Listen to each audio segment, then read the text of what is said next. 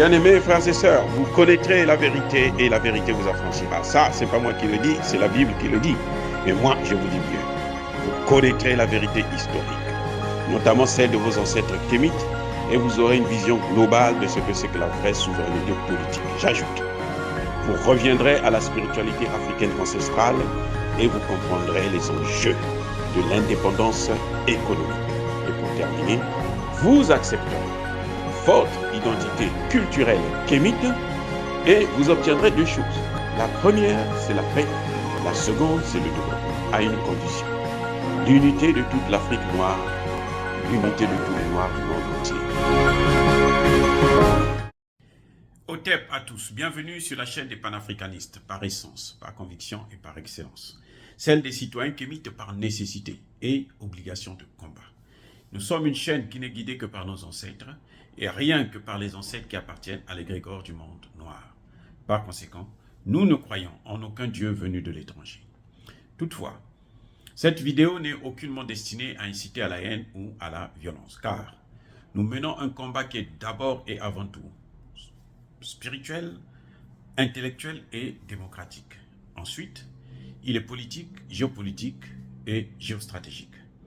Contre l'impérialisme, le colonialisme, le néocolonialisme et l'endocoloniat, qui sont tous, comme vous devrez le savoir très bien, des crimes contre l'humanité. Nous menons ce combat sur la base du principe fondamental que nous avons hérité de nos ancêtres kémites, qui est celui de la Mahat, c'est-à-dire solidarité, vérité et justice. Vous êtes donc en droit de connaître la vérité, et nous avons l'obligation de vous dire la vérité, rien que la vérité, afin que justice soit rendue au continent africain. Et ça, c'est notre modeste contribution dans cette noble lutte en faveur de la souveraineté, la dignité, la solidarité et l'unité africaine. Ça, c'est ce que nous appelons le panafricanisme. Bien-aimés frères et sœurs, on va essayer aujourd'hui de comprendre un peu ce qui s'est passé quel est le motif réel de la grève des agents de la SECNA. Et on va comprendre par là pourquoi il y a eu la rencontre entre Emmanuel Macron et les pays africains. Pourquoi Emmanuel Macron a invité Macky Sall et Alassane Ouattara à ce dîner qu'il a organisé à New York.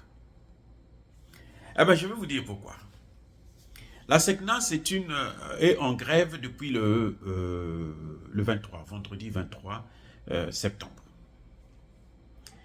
La SECNA compte 17 pays, y compris Madagascar. 17 pays.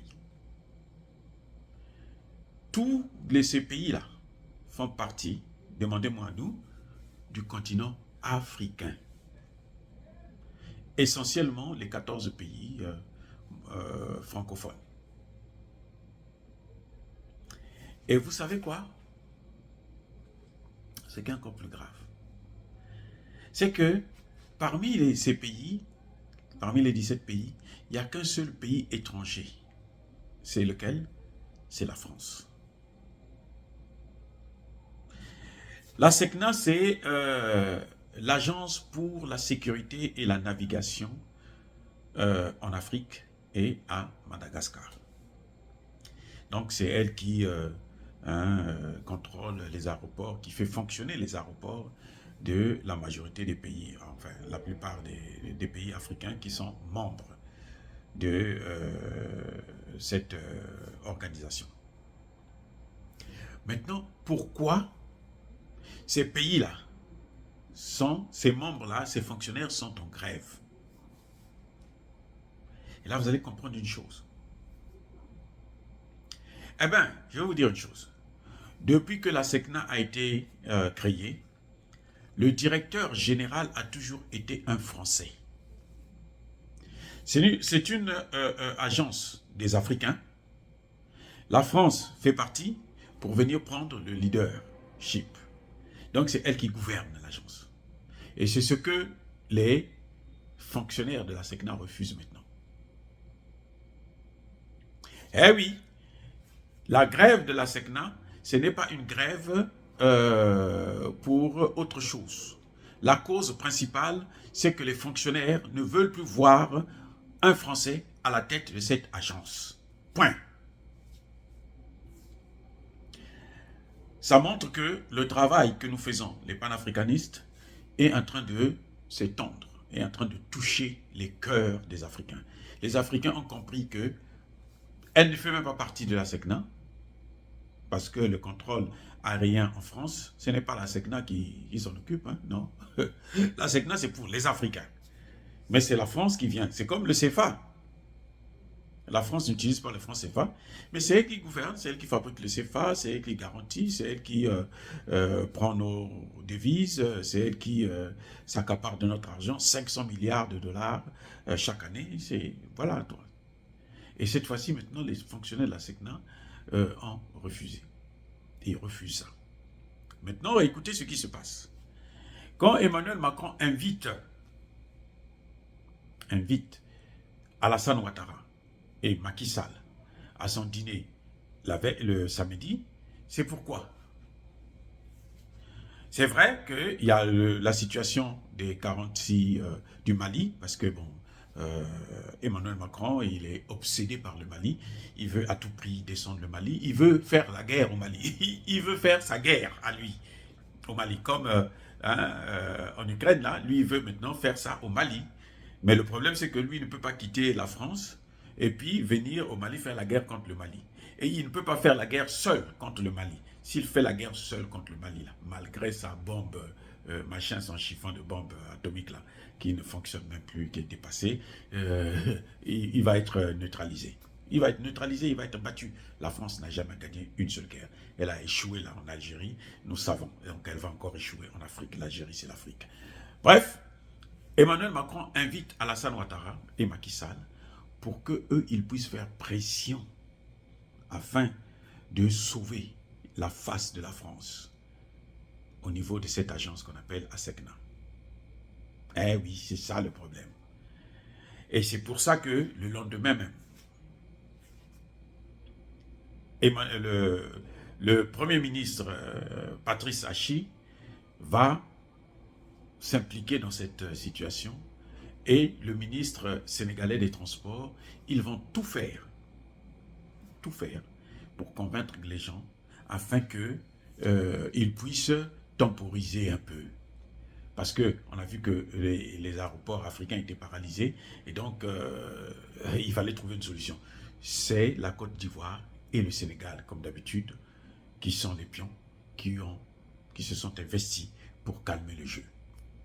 Mais la situation n'est pas résolue pour autant. Ils ont suspendu la grève pour 10 jours. Mais ce qu'ils veulent, c'est la tête du directeur général qui a toujours été un Français depuis la création de la SECNA, jusqu'à nos jours. Voilà, bien aimés frères et sœurs, dire cela, c'est inciter à la haine ou à la violence, non. On comprend maintenant pourquoi on a invité Emmanuel Macron, plutôt Alassane Ouattara et Macky Sall.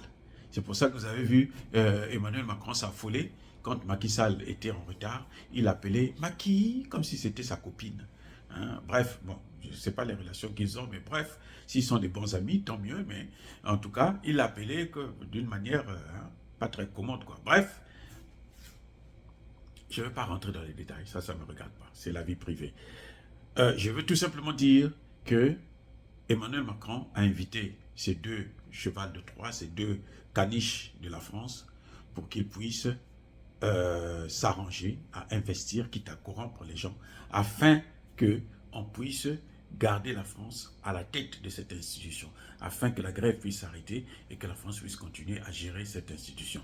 Ce qui n'est pas encore gagné du tout, parce que la SECNA, c'est 17 pays, hein, y compris la France, donc 16 pays africains, y compris Madagascar, qui ont un mot à dire. Ce n'est pas seulement le Sénégal et la Côte d'Ivoire. Les autres pays aussi sont des membres, ils ont un mot à dire. Et la grève a été juste suspendue, elle va reprendre dans 10 jours. Alors, bien aimés frères et sœurs, comme d'habitude, je persiste et je signe. Soyez bénis par le Dieu des Kémites. J'ai dit et bien entendu, j'assume.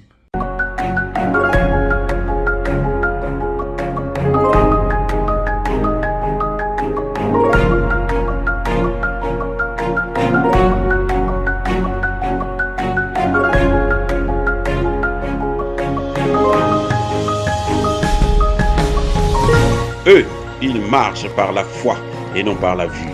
Mais moi, je vous conseille vivement de marcher par la connaissance scientifique et historique, notamment celle de nos ancêtres kémites, par les 5 sens et par l'intelligence. À vous, Apia.